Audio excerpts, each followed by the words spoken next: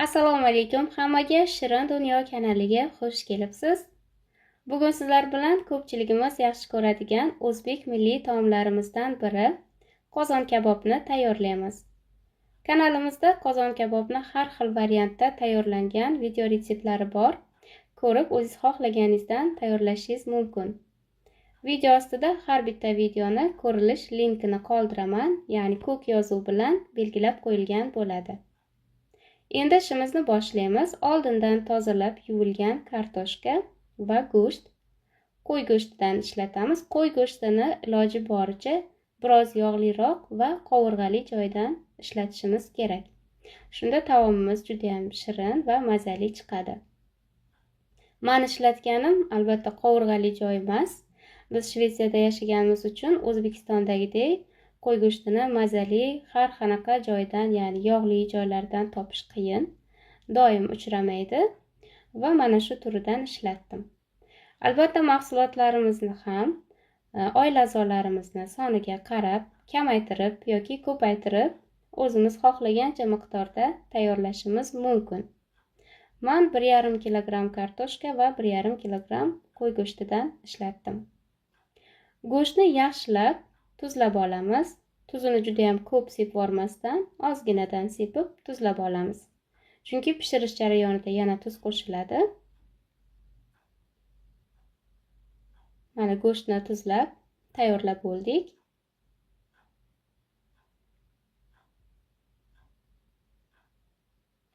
Endi kartoshkani ham birozgina tuz sepib, yaxshilab aralashtirib olamiz. Kartoshkani albatta tuzlamasdan ham tayyorlashimiz mumkin. Men biroz tuz sepib oldim.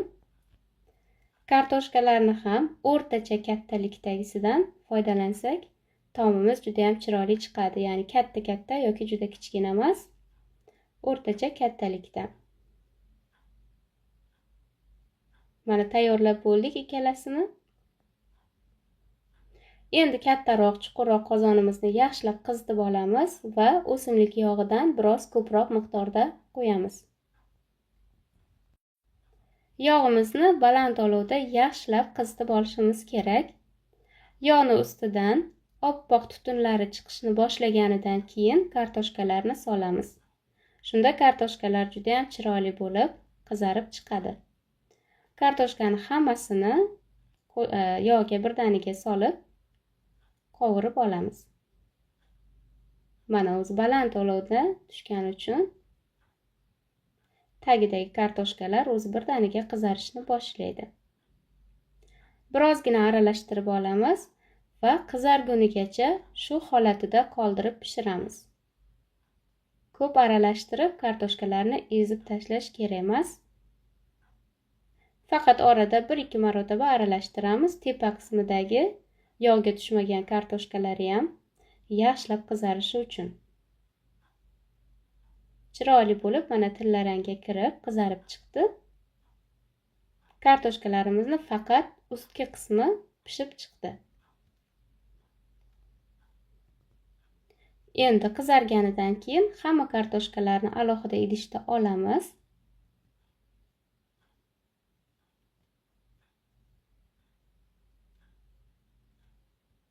Va yana yog'ni biroz qizitib olamiz. O'sha baland olovda turadi tagi. Endi go'shtni qovurib olamiz. Go'shtni ham hammasini solganimizdan keyin biroz aralashtiramiz va uzoq vaqt qovurish kerak emas. O'rtacha 4-5 daqiqa atrofida qovurib olamiz. Go'sht chala pishadi, albatta kartoshka ham, go'sht ham chala pishishi kerak. Xohlovchilar go'shtni birinchi qovurib, keyin kartoshkani qovurishingiz ham mumkin. Lekin go'shtni biroz yog'lari erib, yog'imizga go'shtdan chiqqan ortiqcha suvlari yoki yog'larini eriganlari chiqib, kartoshkani ustiga urishi mumkin. Shuning uchun birinchi kartoshkani qovurib olsak, chiroyli bo'lib yaltillab chiqadi. Go'shtni birinchi qovurib olsak, yog'dagi go'shtning mazasi kartoshkaga urishi mumkin. Har ikkala usulda ham tayyorlashingiz mumkin. Albatta bu sizning xohishingiz. Mana go'shtlarni ham ustilari biroz qizardi. Endi olamiz buni ham. Va bu paytda olovimizni o'chirib qo'ysak ham bo'ladi yoki eng past darajaga pasaytirib qo'yishimiz kerak qozonimiz tagini.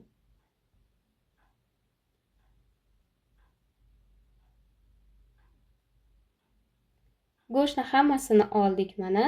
Qozonda yog' ko'p. Bu yog'ni endi boshqa idishga olamiz. Qozonni bo'shatib oldim. Va xuddi shu qovurilgan yog'ni o'zidan 1,5 cho'mich atrofida yana qozon tagiga soldim. Mana ko'rsatib o'tdim ekranda ham. Qozonimiz tagi past olovda yonib turibdi. Go'shtlarni yarmini terib chiqdim. Bu joyda ham eslatib o'taman, xohlasangiz kartoshkani eng tag qismiga qo'yib, ustiga go'sht tering, xohlasangiz go'shtni tag qismiga qo'yib, ustiga kartoshkani tering. Kartoshkalarni ham qo'ydim.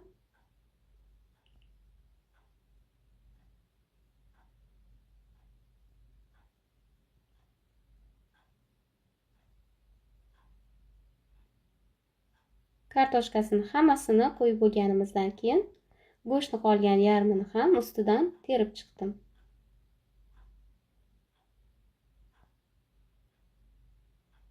Va endi yana biroz tuz sepamiz tabimizga ko'ra. Men har doim chamalab qo'shaman.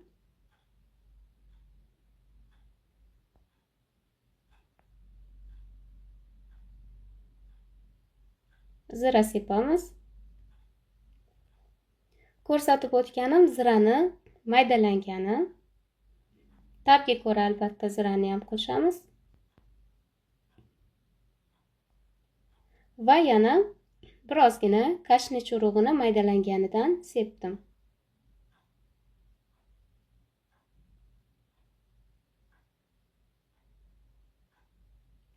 Endi yarim stakan atrofida oddiy suv qo'yamiz.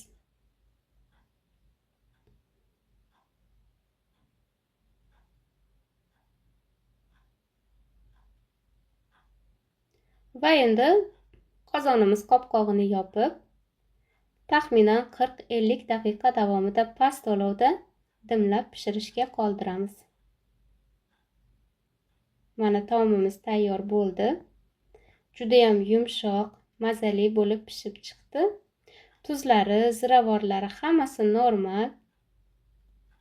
Go'shtlari ham juda ham mazali.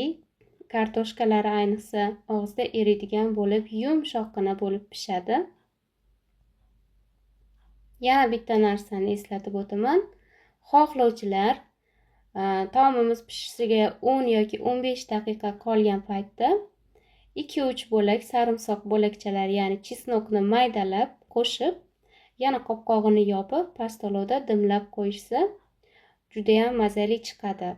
Kimdir xohlaydi, kimdir xohlamaydi. Shuning uchun aytib o'tmoqchiman. Albatta tabimizga qarab qilishimiz mumkin, lekin juda ham mazali chiqadi. Hidlari ayniqsa juda ham mazali chiqadi. Tayyor taomimizni albatta yoniga taomni yaxshi hal qiluvchi limon yoki to'g'ralgan piyoz, ko'katlar bilan dasturxonga tortishni tavsiya qilaman. Chunki kuchli taomlardan biri hisoblanadi. Va albatta yoniga yashil piyoz yoki oddiy piyoz, limon, har xil shunaqa yoniga qo'yib dasturxonga tortishlaringizni tavsiya qilaman. Mana kartoshkalarni ekranda ko'rib turibsiz, qanchalik yumshoq chiqqanini. Albatta buni ortiqcha ta'riflash hojati yo'q. Ko'pchilik biladi, juda ham mazali chiqdi. Tayyorlab ko'ring va boshqa turdagi tayyorlangan video retseptlarni ham ko'ring. Har doimgidek Shirin Dunyo kanalini kuzatishda davom eting. Albatta sizlardan iliq fikrlaringizni kutib qolaman. Videomizga like bosib, kommentariy yozish esimizdan chiqmasin. Yana keyingi video retseptlarimizda ko'rishguncha omon bo'ling.